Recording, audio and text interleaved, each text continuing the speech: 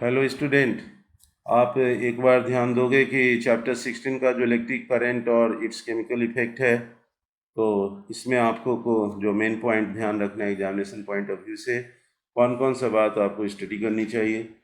आप आज देखिए इसमें कौन सा इम्पोर्टेंट बात है। जहाँ तक सवाल है कंडक्शन थ्रू लिक्विड्स, तो इसमें एक टेस्टर का सिंबल है, इसको आप ध्यान रख लो।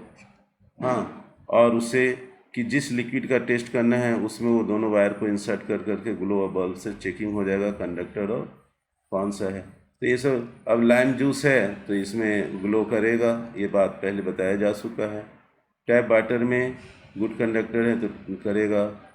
हाँ, डिस्टिल वाटर प्योर रहेगा तो इसमें डिस्टिल वाटर में प्योर फॉर्म में रहेगा तो कंडक्शन होगा।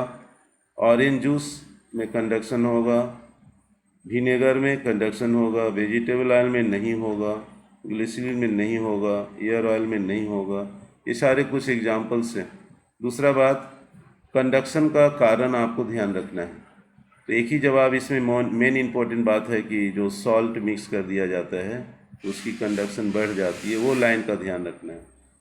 तो सॉल्ट हो, एसिड हो, कास्टिक सोडा हो, कुछ भी हो, कंडक्टिविटी को बढ़ा देगा।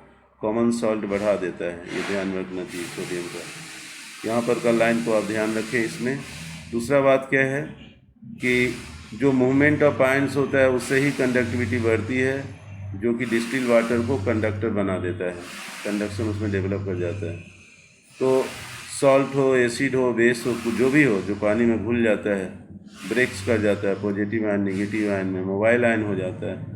तो इस तरह से देखते हैं कि जब करंट पास करते हैं तो वो पास जो होता है सॉल्यूशन में, तो वो टूट जाता है, डिसोसिएशन हो जाता है, इलेक्ट्रोलाइट कहलाता है। इलेक्ट्रोलाइट किसे कहते हैं आप डिफिनेशन ध्यान में रखें। उससे ज़्यादा ज़रूरी है कि स्ट्रॉन्ग और वीक इलेक्ट्रोलाइट का कंडीशन को याद रखें, उनका नाम याद रखें। सबसे पहले 1 2 3 4 5 एग्जाम्पल स्ट्रॉन्ग का याद रखें। Ordinary type water, oxalic acid, carbonic, ये सब का, साइट्रिक का, वीक इलेक्ट्रोलाइट का 5 का एग्जाम्पल ध्यान में रखें। दूसरा बात उसके बाद आता है, एक अलेक्जेंड्रा वोल्टा का नाम याद रखें, काम आ जाएगा। इन्होंने पहली बार खोज किया था वोल्टेइक सेल का। वोल्टेइक सेल क्या है, इसमें कौन सा प्लेट जिंक है, कौन सा कॉपर का रेड है। निगेटिव प्लेट है जिंक वाला है और पॉजिटिव वाला कॉपर रेड है। तो ये सब ध्यान में रखना है।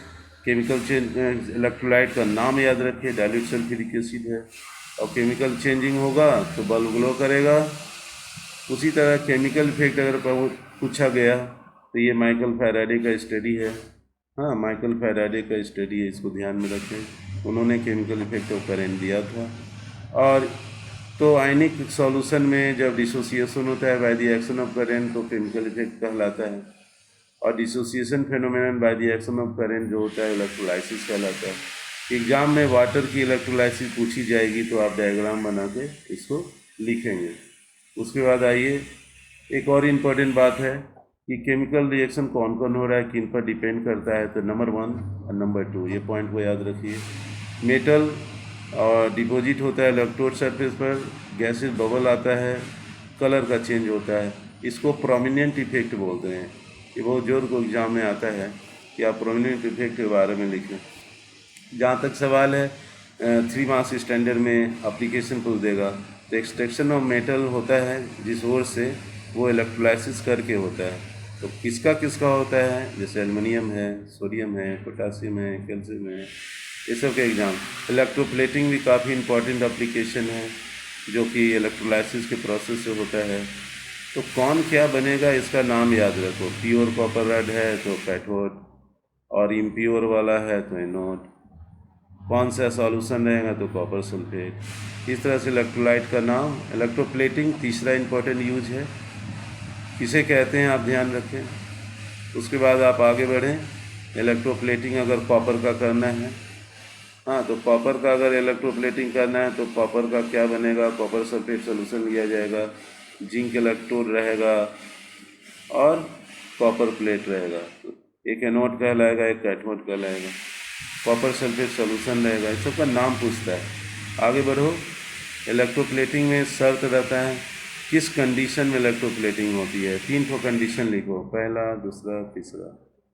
उसके बाद फिर बहुत सारे प्रैक्टिकल रीजन्स हैं जिसमें इलेक्ट्रोप्लेटिंग का, तो आप इसका एक साइकिल का हैंडल वाला, बाथ टैब वाला, हाँ कैसे आयरन का बना होता है, इलेक्ट्रोप्लेटिंग करते हैं इसमें।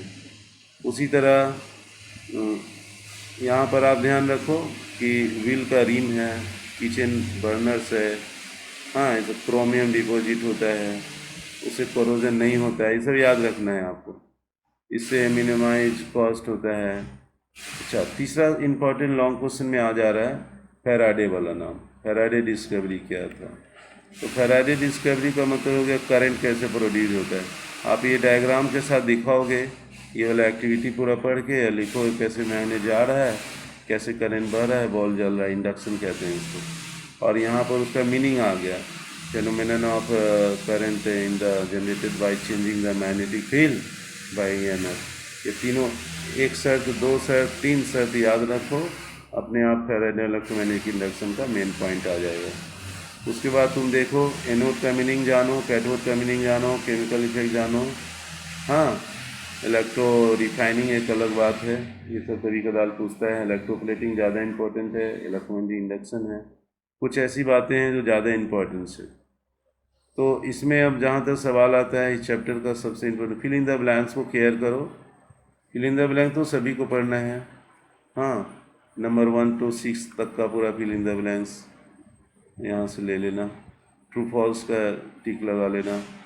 ऑप्शन का जहाँ तक सवाल है तो ऑप्शन जो है रीड करने के बाद ही टिक सेलेक्ट करना है कि कौन सा बी एंड डी है, हाँ ये सारा रीजन जो है ऑब्जेक्टिव है। शॉर्ट क्वेश्चन तो केयर करो ज़्यादा, हाँ पहला वाला में क्या बोलोगे, कैसे स्ट्रॉन्ग और वीक में डिफरेंस बताओगे, बहुत इंपॉर्टेंट क्वेश्चन है। हाँ केमिकल एनर्जी इलेक्ट्रिकल में बदलता कौन है, तो वोल्टेज सेल है। मैकेनिकल एनर्जी से इलेक्ट्रिकल एनर्जी कौन देता है, तो जनरेटर देता है, ये सब आएगा एग्जाम में। उसके बाद वोल्टेज सेल का खोज किसने किया, नाम बताओ। इलेक्ट्रोलाइसिस का फिनोमेनन किसने दिया, तो माइकल फैराडे ने दिया। इस फिनोमेना को क्या कहते हैं, तो Michael Faraday and Joseph Henry दोनों मिलकर इंडक्शन को दिया था।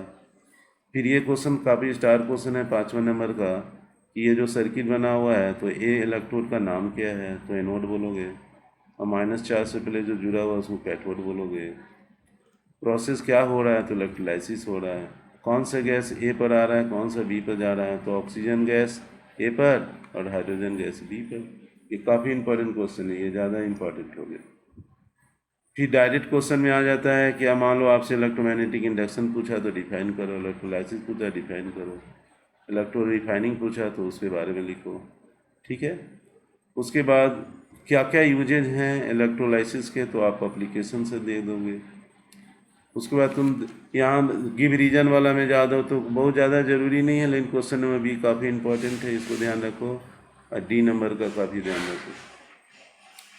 फिर यहाँ पर तुम देखो ये तीनों फिगर देख करके तुमको डिसाइड करना है कि कौन सा में बॉल जलेगा, तो ए वाला फिगर में बॉल जलेगा, इसको याद रखो। स्विच ऑफ करेंगे बॉल में तो बी वाला कंडीशन याद रखो, सी वाला याद रखो आंसर में। उसी तरह इसमें तुमको कारण बताना है, यहाँ क्या यूज है, तो कॉपर का इलेक्ट्रोप्लेटिंग पढ़ोगे तो इसमें से सारा आंसर मिल जाएगा, ठीक है। इलेक्ट्रोप्लेटिंग किसे कहते हैं, जो मैंने पहले बताया उसको याद रखो। ये तो एकदम आएगा ही आएगा, एकदम आएगा ही आएगा। देखो ये फैराडे है, ये एमआई वाला एक्सपेरिमेंट है, और ये ईवी फैराडे है, जो 3 कंडीशन है लॉन्ग क्वेश्चन में आएगा, एकदम मोस्ट इम्पॉर्टेंट आ गया इस चैप्टर का, तीनों कंडीशन में फैराडे इंडक्शन। उसके बाद यहाँ इंपॉर्टेंट क्वेश्चन खत्म हो जाता है। तो क्वेश्चन नंबर 6 पर आप कमांड कर लेंगे, मोस्ट इम्पॉर्टेंट।